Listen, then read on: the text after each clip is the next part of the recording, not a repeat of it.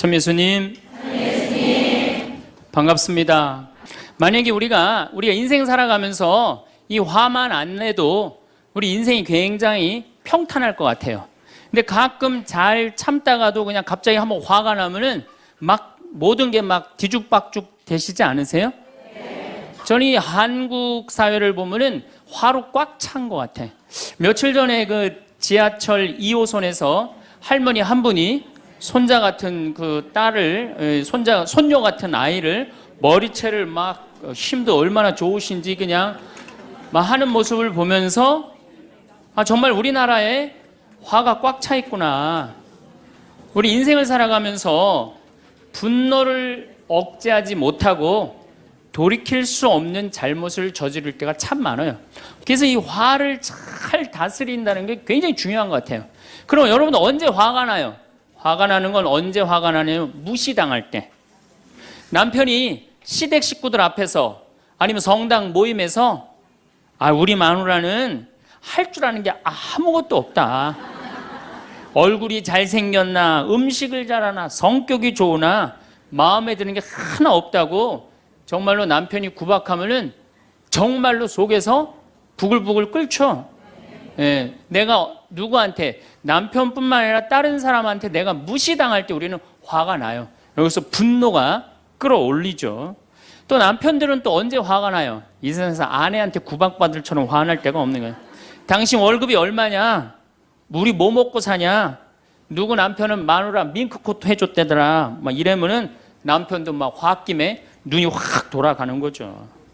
여러분들도 남편, 아내 말고 또 누구한테 화날 때, 누구한테 무시당할 때 화가 나느냐면은 자식한테 무시당할 때 화나는 거예요. 더욱이 기가 막힌 거는 5살, 6살짜리한테 무시당하면요 막 끌어올라요. 여러분들 5살, 6살짜리가 막 엄마 말 안 듣고 살살 거짓말 시키면 화나요, 안 나요? 뻔히 이놈이 거짓말하는 거 아는데도 살살 거짓말 시키면 엄마는 막 화가 나요. 그래갖고 엄마가 막 자백하라고 그러죠. 너 이게 거짓말 아니냐고. 그럼 애는 끝까지 감춰요. 그럼 엄마는 그거 감추는 게 화가 나갖고 애를 막 두들겨 패죠. 근데 사실은 여러분들 그 아이들한테 화나는 거는 애가 문제가 있어서 여러분들 마음 안에 화가 꽉 차 있어서 그래요. 아니 그 5살, 6살짜리가 거짓말하면 얼마나 하겠어요. 그리고 자기가 잘못하면은 거짓말하는 건 인간의 본능이에요. 여러분들 국회의원들 청문회 볼 때 보면 거짓말 해야 안 해요? 장관 후보자들 청문회 할 때 보면 거짓말 해야 안 해요? 아니 그렇게 대단한 자리에 올라간 사람도 거짓말 하는데 5살, 6살짜리가 거짓말한다고 그게 화가 나갖고 두들겨 패고 그러면 안 되죠. 그리고 뻔히 얘가 거짓말하는 거 알면서도 확인한다고 계속 자백해라, 진실을 말해라. 내가 보니까 거짓말하는 애가 나쁜 게 아니라 그렇게 몰아치는 엄마가 훨씬 나쁜 거예요. 그래갖고 마음 안에 뭐가 있느냐면은 너 한 번만 걸리기만 해봐라. 내가 가만히 두나 봐라. 그래갖고 한 번 걸리면은 한 번만 걸리기만 해봐라라고 95%의 엄마가 별론데요, 자식들한테. 그리고 걸리면은 두들겨 패는 엄마가 한 50%가 두들겨 팬대요. 어렸을 때 자식들한테. 이게 문제죠. 예. 또 누구 때문에 화가 나요, 여러분들? 죽지도 않는 시어머니 때문에 열받잖아요. 그냥 막 90, 100살이 됐는데도 그냥 안 죽고 그냥 건강하고 배고프다고 그러고 밥 내놓으라고 그러고. 또 우리 또 할머니들은 누구 때문에 화나요? 내 마음 몰라주는 며느리 때문에. 그러니까 사실은 화는 어디서 가장 많이 나느냐면 가정 안에서 가장 많이 나는 것 같아요. 다른 데보다는 가정 안에서 자식 때문에, 남편 때문에, 부모 때문에, 아니면 며느리 때문에 화가 나는 거죠. 화는 날 때 보면 작은 일로 시작해서 크게 터집니다. 되게 아무것도 아닌 일로 화를 내기 시작해서 나중에 크게 터져. 그 화나는 걸 보면은 다이너마이트 이렇게 타들어가는 거 보시죠? 도화선 싹 타들어가다가 마지막에 터질 땐 어때요? 산도 무너뜨리고 막 굴도 막 만들어내고 그러잖아요. 그러니까 우리가 화가 날 때는 그 다이너마이트 도화선에서 살살살살 탈 때 그때 꺼야 돼. 그게 끝에 가갖고 이게 터질 때까지 나를 복구 기다리고 있으면 나중에 큰일 납니다. 여러분들 처음에 집에서 불이 났을 때, 조그만 불이 났을 때 빨리 끄면은 그 다음에는 번지지도 않죠. 근데 그 끄지 않고 그냥 막 계속 놔두면은 나중에 불이 커지면 그땐 끄고 싶어도 꺼요, 못 꺼요? 못 끄는 거예요. 그러니까 화라는 거는 잘 빨리 다스리는 훈련이 필요한 거예요. 내가 김치찌개 저녁에 요즘 배춧값이 너무 뛰었다고 그래서 딴 데 이 배춧값 신경 쓰느냐고 김치찌개를 좀 짜게 끓였어. 남편이 딱 한 숟갈 먹어보니 이놈의 마누라 맨날 끓이는 김치찌개 하나 제대로 못 끓이느냐고. 그럼 부인이 여보 미안해 요즘 배추 한 포기에 15,000원이래. 그래서 내가 그 어떻게 올 겨울에 김장을 할까 그걸 고민하다가 간 보는 걸 깜빡했어. 그러니까 오늘은 다른 반찬하고 먹으면 다른 날은 내가 맛있게 해줄게. 이렇게 말하는 마누라는 한 명도 없어요. 당신이 나 외식 시켜줘 봤어? 아니 김치찌개가 짠 날도 있고 응? 맛있는 날도 있죠. 어떻게 맨날 당신 입에 딱딱 맞춰서 끓여주느냐고. 그럼 남편이 외식도 못 시켜주고 그래서 좀 미안해갖고 다른 반찬하고 먹으면 다행인데 남편 절대 안 지죠. 너는 맨날 집에서 텔레비전만 보고 해는 일이 뭐 있느냐고. 집안 청소를 제대로 하느냐 반찬을 맛있게 하느냐. 그러면은 부인이 당신이 나 옷 하나 제대로 안 사주고 그래서 나 텔레비전에서 그거 내 아이 쇼핑 하는 거다. 그럼 또 남편이 넌 시집 올 때 해갖고 온 게 뭐가 있는데. 이러면은 점점 김치찌개로 시작해서 부부 능력 시집 올 때까지, 그리고 이제 나중에는 이렇게 사느니 너 죽고 나 죽자. 그래갖고 여러분들 뉴스 보도를 보면요, 자세히 보면요, 이런 뉴스가 굉장히 많이 나요. 아파트 15층에 느닷없이 14층에서 불이 나요.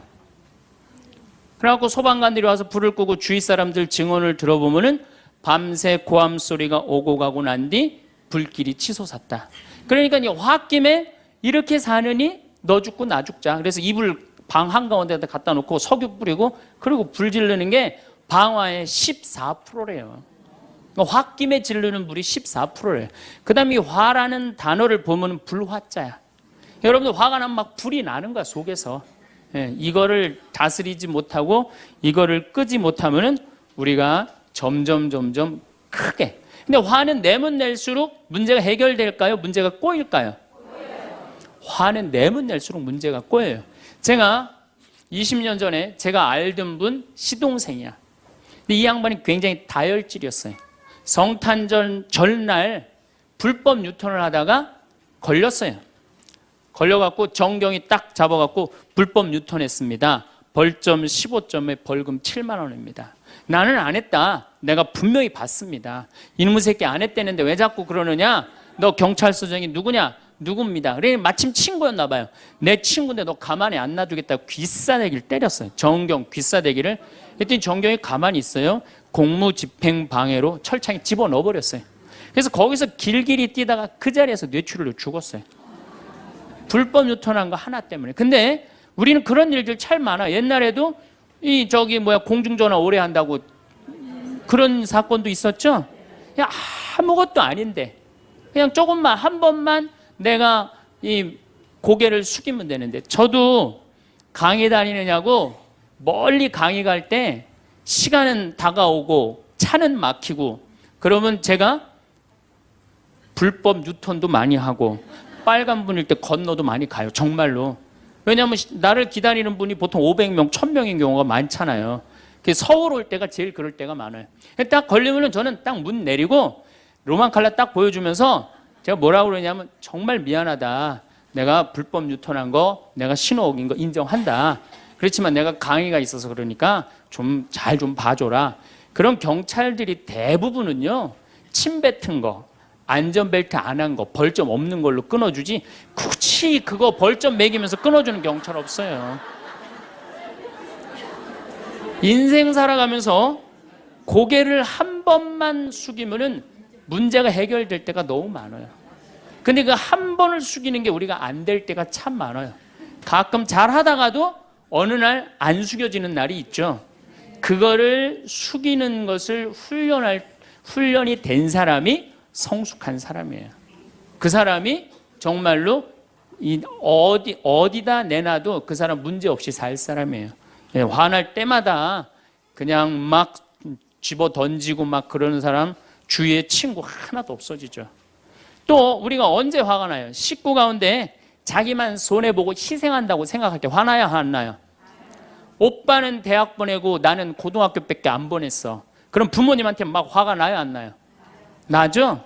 성당에서도 화날 때가 언제예요? 나는 성모에서 맨날 부엌에서 그냥 겉절이 김치 담그고 그냥 맨날 하는데 그냥 반찬 다 만들어갖고 내놓으면은 생전 성당에도 안 보이던 여자가 그냥 싹 여우같이 차려입고 와갖고 그거 딱 차려놓은 거 딱 들고 신부님 앞에 딱 가서 거기서 그냥 헤거리고 그거 주워 먹어본 거 보면은 이 식당에서 나는 그냥 완전히 그냥 식순이로 그냥 하다가 그냥 그거 보면 화 나요, 안 나요? 나죠? 내가 손해 본다고 생각할 때 화가 나는 거예요. 성당 공동체에서 제일 미치는 건 뭐냐면은 누군가 자기를 비난하고 다니고 있어. 근데 그 사람이 누군지를 모르겠어. 나를 두고 분명 욕을 하는데 그럴 때 화가 나요, 안 나요? 날 때 많죠. 열받는 분 계신가 보다. 내가 시집 가서 내 시동생 어버 키우고 대학 보내고 장가 보내고 시누이도 그렇게 시집 다 내보냈어. 그래갖고 정말로 똥구멍이 찢어지게 가난한 집에 이 집에 와갖고 정말 다 이렇게 하고 다 먹고 살 만큼 해놨어. 그런데 환갑이 됐어. 그래갖고 야, 내가 시집 와갖고 그렇게 잘해줬는데 내 환갑 때 다이아 반지를 해갖고 올 것이냐, 유럽 여행 티켓을 갖고 오실 것이냐 기다리고 있는데 시동생 시누이들이 딱 환갑 때 왔는데 10만 원 봉투에 딱 넣어갖고 왔어. 그거 보면 열 받아요, 열 안 받아요? 열 무지하게 받죠. 네. 그래갖고 내가 너희들하고 인간관계를 갖나 봐라. 그리고 인간관계 끊고 사는 사람들도 많아요. 해준 게 돌아오지 않을 때. 그렇죠? 내가 잘해줬는데 돌아오지 않을 때. 근데 우리는 살아가면서 여러분들 여러분 이제까지 은혜 받은 만큼 다른 사람한테 은혜 갚으셨어요? 저는 신부 되기까지 많은 신부님들, 많은 수녀님들, 많은 교우들이 저를 도와줬어요. 근데 신부 돼갖고 일일이 그분들한테 쫓아다니면서 다 감사했는가? 생각해보니까 다 하지 못했더라고요. 나도 다 감사하지 못했는데 내가 그 감사를 받지 못한다고 화낼 필요는 없지 않는가, 그런 생각이 들어요. 제가 신학교 다닐 때 우리 학장 신부님이 아주 이해하지 못하는 훈화를 꼭 하셨어요. 여러분들은 본당 신부가 돼갖고 교우의 40%만 지지를 받아도 여러분들은 성공하는 신부입니다. 근데 전 신학생 때 이해가 안 갔어요. 신학생 때 왜 이해가 안 갔느냐 하면은 내가 신학생 때 인기가 얼마나 좋았느냐 하면은 막 방학 때 가면은 주일학교 애들이 막 매달려갖고 길을 못 갔어요. 지금이야 뭐 이상한 세상이 돼갖고 그러지 못하지만은 25년 전만 해도 애들이 신학생들을 얼마나 매달리고 좋아했어요. 초등학교 애들이. 중고등학교 애들은 내가 방학 끝나고 신학교 돌아가면은 애인 군대 보내는 것처럼 그렇게 섭섭하고 편지 보낸다고 그러고 학사님 보고 싶다고 그러고. 본당에서 아줌마들은 나보면 죽어. 좋아서. 그런데 신부가 돼갖고 교우의 40%가 나를 지지해주지 않는다? 신학생 때도 인기가 이 정도라면 본당 신부 돼갖고 인기가 더 높을 거 아니에요. 그래서 신학교 그 영성 문화를 이해를 못했어요. 근데 막상 제가 신부가 되고 보니 교우의 40% 지지받는 거는요, 하늘의 별 따기보다도 어렵더라고요. 왜냐하면은 우리나라 지금 통계적으로 미사 참여율이 25% 나와요. 그러니까 정말로 그 신부님이 지지받는 신부님이다. 제대로 40% 지지받는 신부님이다. 그러면은 교우의 40% 미사 참여율 나와야 될 거 아니에요. 그러니까 교우가 1000명이라면 400명은 나와야 될 거 아니에요. 2000명이라면 800명이라면 나와야 되는데 2000명 중에 800명 나오는 본당은 없어요. 2000명이라면 한 500명 정도, 600명 정도 나와요. 많이 나와요. 우리나라 평균적으로. 그러니까 40% 지지받는다는 게 어려워. 예수님은 나 환자 10명 고쳐줬는데 몇 명 돌아왔죠? 1명 돌아왔어요. 그러니까 여러분들 주위에 있는 사람들 10명한테 잘해줬어. 10명한테 잘해줬는데 9명이 돌아오지 않는다고 해서 섭섭할 필요가 없다는 얘기죠. 그러니까 1명이라도 돌아오면은 다행인 거예요. 그러니까 모든 사람들한테 인정받는 일이 쉬운 일이 아니다. 많은 사람들 화나는 경우가 어떤 경우가 여러분들 화가 많이 나면 자기가 완전한 사람이라고 생각할 때, 자기 판단이 옳다고 생각할 때, 그걸 옳다고 믿을 때 화가 나요. 많은 분들이 어떤 경우가 있느냐면은 내가 관상 좀 볼 줄 아는데 그 사람 틀렸어. 아니면 내가 관상 좀 볼 줄 아는데 그 사람 진짜 괜찮은 사람이야. 이 중에 관상 못 보는 사람 어디 있어? 50년, 60년 살으면은 딱 보면 다 알지. 그렇죠? 그런데 그게 맞는 경우도 있고 틀리는 경우도 참 많아요. 근데 우리는 어떤 착각을 갖고 있냐면 내가 적어도 판단하는 건 맞다고 생각해요. 다 여기 저를 포함해서 여러분들 모두가 그런 생각을 해요. 근데 그게 허물어졌을 때 화가 나는 거예요. 그게 허물어졌을 때. 제가 지난달에 뉴욕에 강의를 갔었어요. 퀸즈 성당이라는 데서 강의를 했는데 교우들이 진짜 많이 나왔어요. 정말로 꽉 찼어요. 강의를 하는데 정말로 반응이 아주 좋더라고요. 강의가 끝나고 이제 본당 신부님하고 사제관을 올라가는데 따라오는데 이게 한국 사람이 안 따라오고 미국 여자가 따라오는 거예요. 미국 여자가 따라와갖고 그러는 거예요. 신부님, 자기가 신부님 강의를 한국말을 잘 못 알아들어서 잘 알아듣지는 못하지만은 너무 감동을 받았다고. 신부님은 정말로 하느님의 사람이라고. 나는 듣다 내 강의를 정말로 감동받다 못한 미국 여자까지 내 강의를 감동을 받는구나.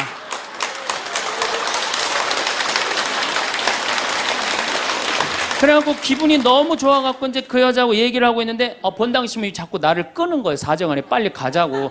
나 지금 미국 여자하고 얘기하는데 지금 본당 신부님이 내 팔을 자꾸 끄는 거예요. 그래갖고 아니 신부님 나 좀 빨리 가자고.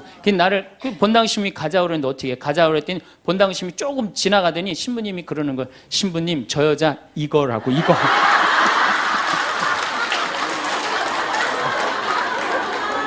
한국에서 강의만 오면은 강의 오는 신부님한테 쫓아다니면서 저런다고. 난 내가 강의 잘해갖고 그런 줄 알았더니 쫓아와갖고 그냥. 내가 성당 봉사한다고 해서 모두가 나를 알아봐 줄 거라고 착각해서는 안 됩니다. 성당에서 열심히 봉사하는 우리 형제 자매님들 가운데 요셉 형제 없으면 우리 성당 쓰러져. 마리아 자매님 없으면 우리 성모에 없어져. 우리 데레사 자매 없으면 성가대 없어져. 그 말 믿지 마세요. 없어져도 성당 잘 돌아가요. 성가대에서 데레사 자매 빠져도 오히려 더 잘 돼.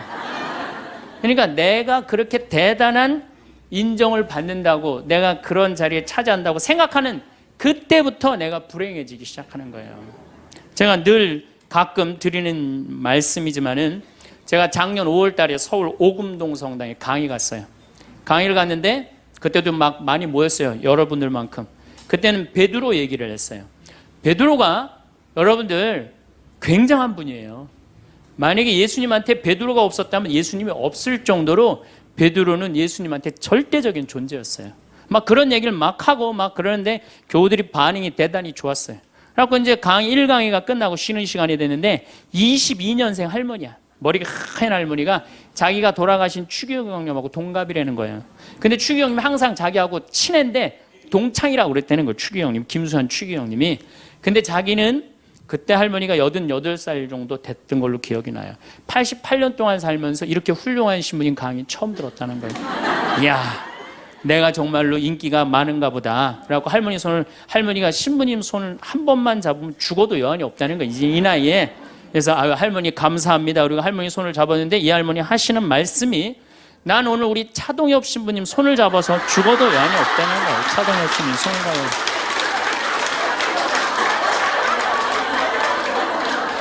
그래서 제가 그랬죠. 할머니, 저는 차동엽 신부가 아닙니다. 저는 황창현 신부입니다. 그렇게 분명히 말씀을 드렸는데 이 할머니는 황창현이라는 사람을 알지도 못하는 거예요. 그래갖고 또 뭐 상담하고 싶다는 분들이 있어서 상담을 쭉 하고 있는데 저쪽에 있는 할머니가 안 가고 기다리고 계시더라고요. 사람들이 다 떠나는데 할머니가 또 오셨어요. 이 유명한 신부님 손 한번, 우리 차동엽 신부님 손 한번 더 잡아보자고.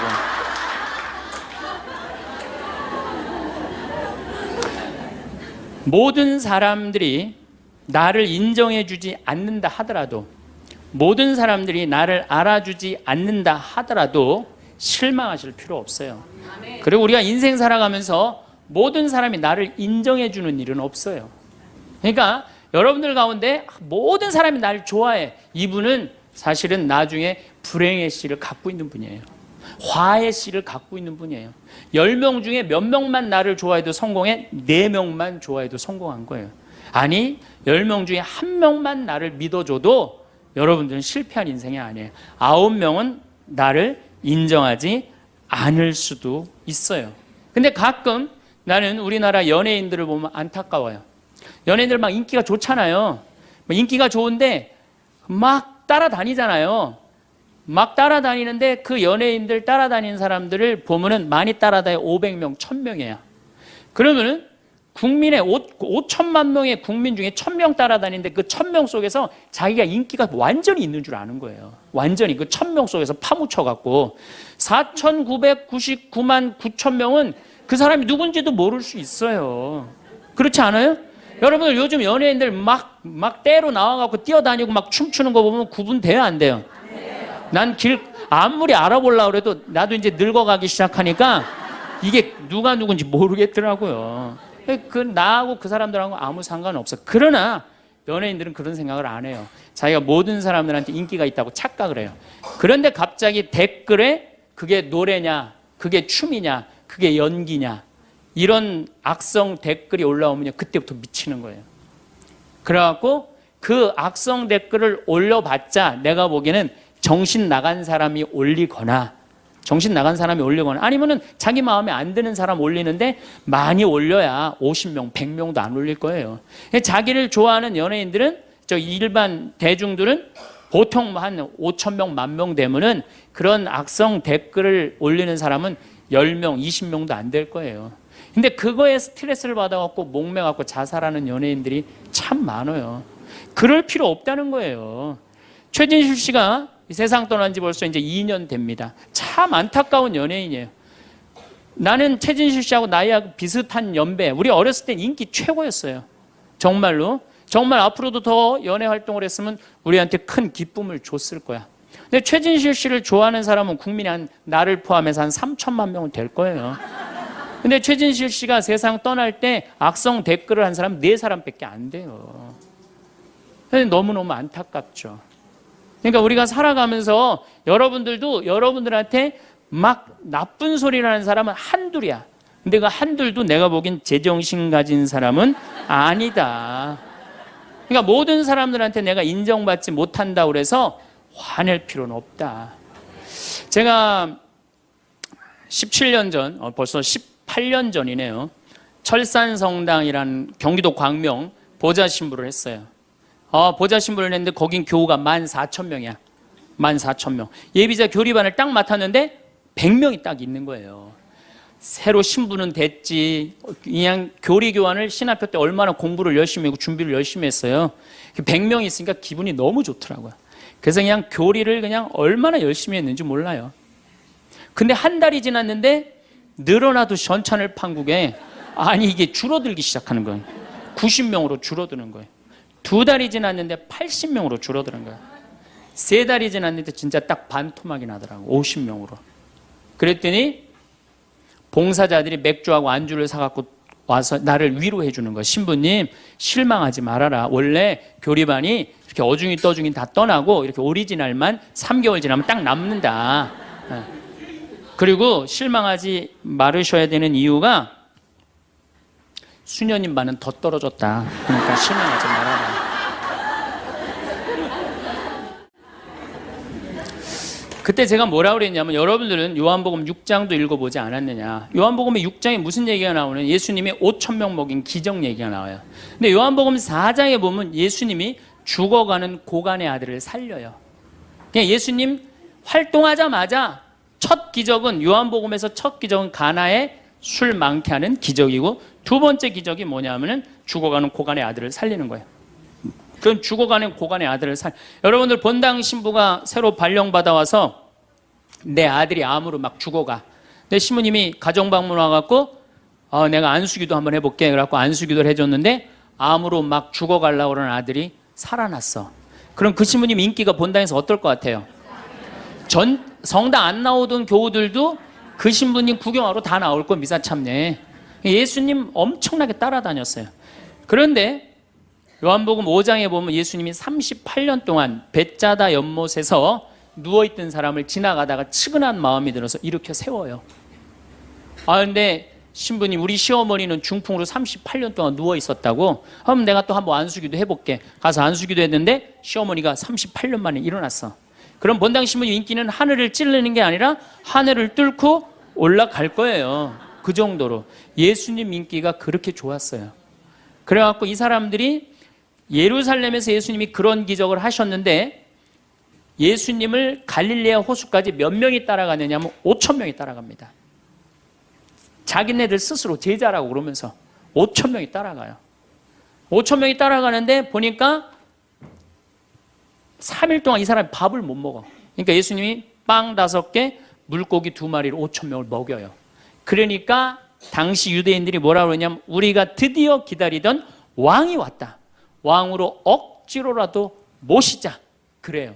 그러니까 예수님이 딱 사라졌다가 저녁에 딱 나타나는데 갈릴레아 호수에 나타나는데 성서에 25에서 30 스타디온 정도 배가 떨어져 있었다고 그랬어요. 그럼 완 스타디온은 얼마냐? 한 200m 정도를 완 스타디온, 한 스타디온이라고. 여러분들 스타디온이 어디서 온 말이에요? 스타디움이라는, 스타디움 한 바퀴를 돌고 있습니다 그러잖아요. 그 스타디움이 성서에서 나오는 스타디온에서 나온 얘기예요. 그러니까 한 스타디온은 한 200m 정도 되는 거예요. 그걸 30 스타디온을 걸었다면은 얼마를 걸은 거냐면은 6km를 걸은 거, 무리를 쫙. 미치는 거죠. 사람이 무리를 걸은 거를 보면 미치지 않아요? 만약 여러분들 내가 강의한다고 저 뒤에서 걸어서 안 들어오고 공중부양으로 떠서 쫙 들어온다고 생각을 해봐. 강의할 필요 있어요, 없어요? 잠깐 떴다가 그냥 쫙 나가면 그걸로 끝이지. 그러니까 당시의 유대인들은 예수님한테 완전히 반한 거예요. 근데 다음날 예수님이 이상한 말을 해요. 참으로 확 끼얹어요. 내가 진실로 진실로 너희에게 말한다. 너희가 사람의 아들의 살을 먹지 않고 그의 피를 마시지 않으면 너희는 생명을 얻지 못한다. 그러나 내 살을 먹고 내 피를 마시는 사람은 영원한 생명을 얻고 나도 마지막 날에 그를 다시 살릴 것이다. 내 살은 참된 양식이고 내 피는 참된 음료다. 군중들이 눈이 동그래요. 여러분들은 살 먹고 피 먹는 얘기 하도 많이 들어서 안 이상하죠? 그런데 다른 종교인들이 우린 예수님 살 먹어, 예수님 피 마셔 그러면은 어떻게 생각할 것 같아요? 식인종 아니면 드라큘라 둘 중에 하나예요. 예수님 피 먹는 거면. 그러니까 당시의 유대인들이 뭐라고 그러냐면 이 말씀은 듣기가 너무 거북하다. 누가 듣고 있을 수 있겠는가? 그러니까 그러면서 떠나요. 그러니까 예수님이 당신의 말씀을 두고 투덜거리는 것을 속으로 아시고 그들에게 이르셨다. 이 말이 너희 귀에 거슬리느냐? 그리고 성서에 이렇게 우리에게 말합니다. 이 일이 일어난 뒤로 제자들 가운데 많은 사람이 되돌아가고 더 이상 예수님과 함께 다니지 않았다. 다 떠나간 거예요. 말을 알아듣기 너무 어렵다고. 그러니까 이제 예수님이 이제 딱 12명 딱 남아있는 거, 어떤 무식한 어부 12이 눈을 동그랗게 뜨고 예수님을 쳐다보는 거예요. 그러니까 예수님이 이때 뭐라고 그러냐면은 너희도 떠나고 싶으냐. 그러니까 이 12마저 떠나면 예수님 완전히 낙동강 오리알 되는 거예요. 이때 대단한 인물이 하나 나옵니다. 누구냐? 베드로예요. 다 떠났음에도 불구하고 의리를 지킨 분이 베드로예요. 당신은 영원한 생명을 주시는 말씀을 가지고 있는데 우리가 어디를 갑니까? 그리고 예수님은 이 12하고만 다니세요. 그리고 요한복음 6장 다음에 7장에는 뭐라고 써 있느냐면은 이들이 예수님을 죽이려 함으로 예수님은 더 이상 공식적으로 돌아다니지 않고 몰래 숨어서 갈릴레아만 다니셨다고 그래요. 그러니까 이 12라고만 그냥 돌아다닌 거 죽이려고 그러니까 피해서. 그러니까 예수님 그렇게 죽어가는 고간 아들 살리고 38년 동안 벳자다 연못에 누워있던 사람 살리고 5천 명 먹이고 생 난리를 쳐갖고 막 5천 명이 따라다니다가 결국은 몇 명 건졌느냐? 12명 건진 거예요. 여러분들 5천 명 중에 12명 건진 예수님이 나요? 100명 중에 50명 건진 제가 나요? 누가 나요? 내가 낫지 않아요? 아니 내가 예수님보다 나은데 뭐 그 예비 교우 50명 떨어졌다고 실망할 게 뭐 있어. 나는 가끔 한심한 레지오 단장들이 있어요. 신부님, 우리 단원이 10명인데 오늘 2명밖에 안 나왔습니다. 그래서 둘이서 울면서 개응을 했습니다. 우리 레지오 해체해야 될까 봅니다. 이렇게 오는 단장이 있는데 한심한 단장이죠. 10명 중에 2명 나왔다 그러면 20% 지지받는 단장이야. 자, 5천 명 중에 12명 남긴 예수님이 나요? 10명 중에 2명 나온 단장이 나요? 누가 나? 단장이 훨씬 나은 거예요. 또 요즘 우리나라 구역 반모임 활성화를 위해서 굉장히 많이 노력하죠. 근데 많은 경우 반장님들, 구역장님들이 실망해요. 우리 구역이 10세대인데 3세대밖에 안 나온다, 4세대밖에 안 나온다, 이렇게 실망하는 분들이 굉장히 많아요. 그러면은 10세대 중에 3세대나 4세대 나오면은 이건 본당 신부보다 난 사람이에요. 예수님보다는 뭐 더 난 사람이고, 실망할 필요가 뭐 있어. 예수님 뭐라 그러냐면, 너희 중에 단 두세 사람만 모여도 내가 그곳에 함께 있겠다. 그러면 됐지 뭐 이렇게 욕심이 많아요.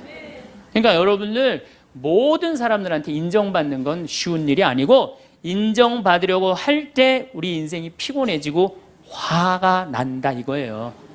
제가 2년 전에 평화방송에 강의를 한 2달 정도 했어요. 많이 한 것도 아니에요, 2달. 그런데 정말로 인기가 대단하더라고. 막 전화가 얼마나 오는지. 특히 천주교 교우들은 의외로 전화를 안 하더라고. 개신교 성도들이 얼마나 전화를 많이 하는지 몰라요. 신부님 너무너무 설교 좋다고. 예. 천주교 교우들은 왜 전화하느냐 하면은, 천주교 교우들은 원래 입이 무겁잖아요. 급기야는 목사님이 전화를 하셨어요. 신부님, 우리 교회 와서 설교를 주일 예배에 좀 해달라는 거예요. 그래서 제가 주일 예배에 가서 설교를 했어요. 그때 이번에는 천안에서 스님이 전화를 하셨어요. 우리 절에 와서 설법을 해달라고. 더욱이 나는 그 주지 스님을 아직도 잊지 못하는데 참 좋으세요. 겸손하시고. 상좌에 앉혀서 제가 설법도 주일날 했어요. 뭐 인기가 뭐 천주교, 개신교, 불교 막 올라가는 거예요. 기분이 끝내줬는데 갑자기 전화가 한 통 왔어요. 평촌에서 사는 할머니야. 근데 이 할머니가 전화를 우리 직원한테 황창현 신부를 바꾸라고 전화가 온 거예요. 근데 문제는 황창현 신부님을 바꾸라는 건 좋은 말 하려고 전화한 거예요. 근데 황창현 신부를 바꾸라는 건 따지려고 전화한 거예요. 전화를 딱 받았더니, 당신은 정의구현 사제단이냐, 딱 그렇게 물어보는 거예요. 그래서 난 정의구현 사제단이 아니다 그랬더니, 정의구현 사제단도 아닌데 왜 운하를 반대하느냐. 우리나라 경제가 살려면 운하를 해야 된다. 젊은 신부가 경제도 모르고 사회도 모르고 정치도 모르는 신부가 방송에 나와서 운하가 안 된다고 1시간 동안 떠들면 되겠느냐. 그리고 당시 수원교구 주보에다가 운하 안 된다고 한 달을 주보에다 써내는데, 그 60만 명, 70만 명이 있는 주보에다 그런 글을 쓰면 되느냐. 그리고 당신 앞에 행복론 강의도 하나도 재미없었다. 나와서 방송 나와서 강의하지 말아라. 그래서 전화를 탁 끊는 거예요. 제가 기분이 좋았겠어, 나빴겠어요? 기분은 나빴지만 그 할머니 때문에 화를 주체하지 못해서 내가 목을 매갖고 자살을 해야 되겠다, 이 생각은 안 했어요. 생각이 다 틀린 거예요. 생각이 틀리고 상황이 다 틀린 거예요. 내 강의를 듣는 사람이 10,000명이라면 10,000명 중에 5,000명은 나하고 생각이 같을 수 있어요. 근데 5,000명은 나하고 틀릴 수 있어요. 5,000명이 틀리다고 그 5,000명 때문에 화낼 필요는 없다. 아, 나하고 틀릴 수도 있구나, 이렇게 생각하면 마음이 편안하거든요. 근데 그런 것 때문에 뭐 화를 내고 열낼 일이 뭐가 있어요. 또 한 번은 내가 노인에 대한 강의를 했어요. 우리 이제 안 죽는다. 우리 이제 100살까지 산다. 110살까지 산다. 그러니까 자식들한테 재산 물려주지 말고 다 여러분 위해 쓰다가 죽어라. 그리고 통장에 얼마만 남기면 되냐? 500만 원만 남겨라. 500만 원만. 그렇게 마음껏 쓰다가 죽을 때는 돌아다니다 지치면은 그냥 죽을 땐 꼴까닥 죽어라. 네, 이렇게 강의를 했더니 정말로 할머니들이 이번에는 전화를 무지하게 하는 거예요. 너무너무 내 노년을 확실히 알려줘서 고맙다고. 이번엔 순천에 있는 할아버지가 전화를 하셔서, 신부님, 저는 70 먹은 노인인데 침례 교회를 다닙니다. 근데 신부님 강론을 듣고 가슴이 뻥 뚫렸다는 거예요. 아, 내가 남은 인생 30년이나 남았는데 어떻게 살아야 되는지 너무너무 잘 들었다고. 근데 신부님이 다음 주에 이제 돈 다 쓰다가 꼴까닥 죽는 방법을 알려준다고 그랬는데 그 주간에 당신이 어딜 가갖고 못 들었대, 내 강의를. 그래갖고 꼴까닥 죽는 방법을 알려달라고 전화를 했더라.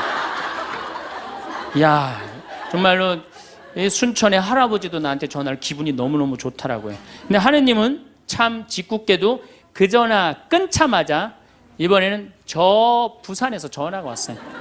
황창현 신부를 바꾸라고. 전화를 딱 받았더니 당신이 황창현 신부냐고. 내가 황창현 신부라. 당신 요즘 왜 그런 강의를 방송에서 나와서 해서 집안을 평지 풍파를 일으키느냐. 그러니까 내 강의를 듣고 시어머니일 거예요. 시어머니가 내 강의를 듣고 며느리를 불러서 한 소리 한 거지. 나 안 죽는데더라. 너 나 다 나위에서 쓰다가 나 통장에 500만 원만 남길 테니까 나한테 유산 받을 생각 꿈도 꾸지 말아라. 그렇게 이제 얘기를 한 거야. 그러니까 그냥 열받으니까 나한테 전화를 한 거죠. 그런 강의 하지 말라고. 그리고 그 자매는 한마디 더 하더라고요. 당신 강의하는 거 재수없다고. 저를 딱. 내가 그 전화를 받고 기분이 좋았겠어요? 나빴겠어요?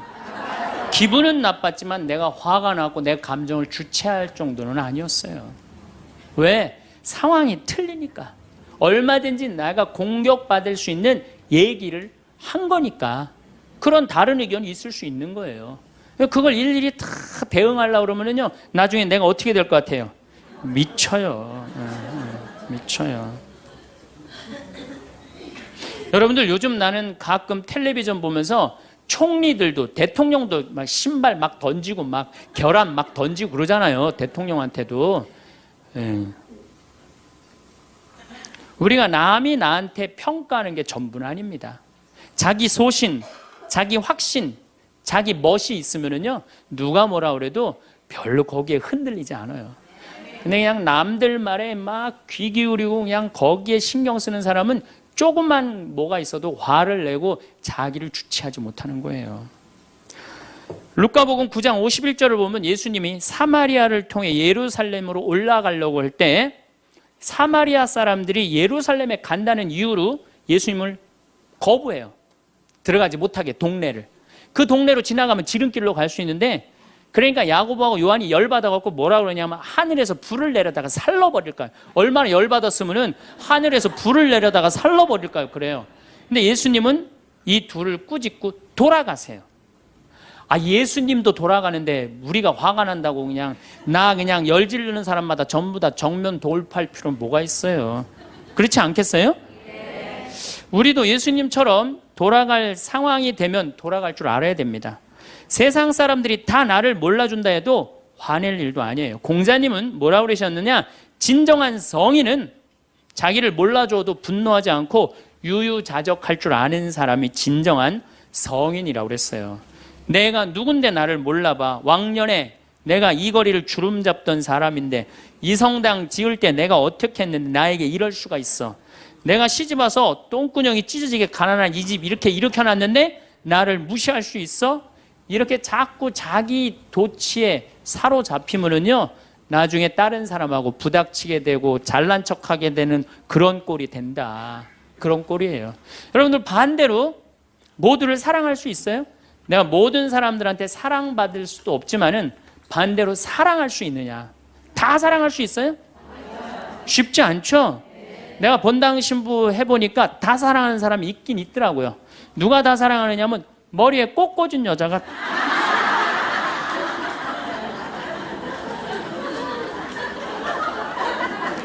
이게 모두를 사랑한다는 게 쉬운 게 아니에요. 근데 우리는 뭐에 지금 세뇌가 되어 있느냐면 성당에 나오면 어떻게 해야 된다고 생각해요? 모두를 사랑해야 된다고 생각하지 않아요? 나를 괴롭히는 사람, 나를 미워하는 사람, 나한테 힘들게 하는 사람 다 사랑해야 된다고 생각해요? 그렇게 생각하잖아요. 그리고 은연중에 그런 교육을 받았어요. 은연중에. 근데 성서에 모두를 사랑하라는 구절은 없어요. 서로 사랑하라고 그랬지 모두를 사랑하라고 하는 구조는 없어요.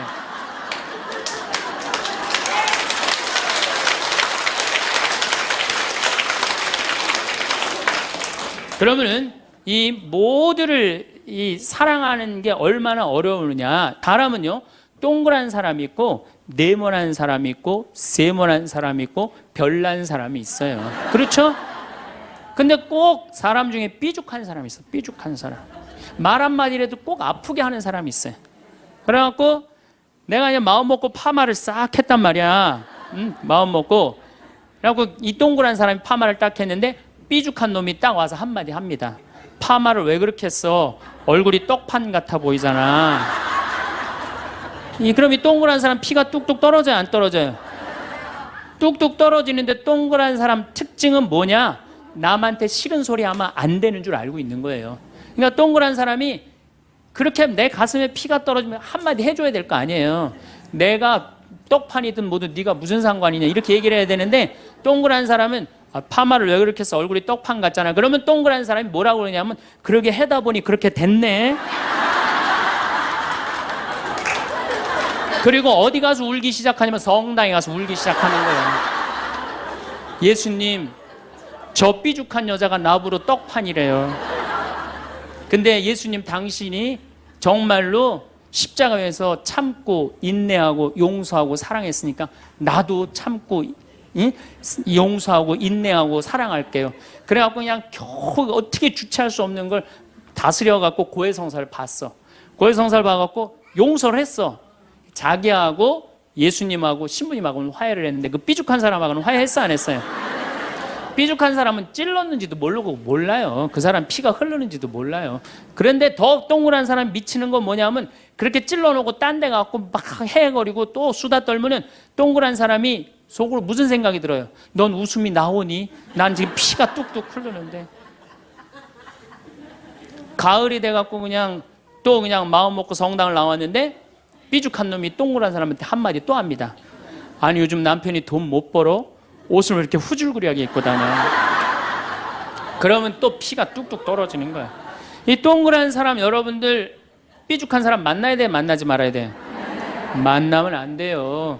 이 삐죽한 놈 누구 소개시켜줘야 되냐면 별난 놈 소개시켜줘. 별난 놈. 찔러도 안 나오는 별난 놈. 이런 놈 소개시켜줘야지 어떻게 모두를 사랑할 수 있어요. 그거는 불가능한 얘기예요. 모두를 사랑한다는 거. 그러니까 여러분들 오늘 이후로 나는 모든 사람을 사랑할 것이다. 그러면 나중에 누가 망가지냐면 내가 망가져요. 모두를 사랑하면서 자기가 완전히 망가지는 거예요. 모두를 사랑하면서 기쁨은 다행인데 모두를 사랑하면서 그걸 끌어안느냐고 속에서 부글부글 끓어. 그냥 화가 꽉 차 있는 거죠.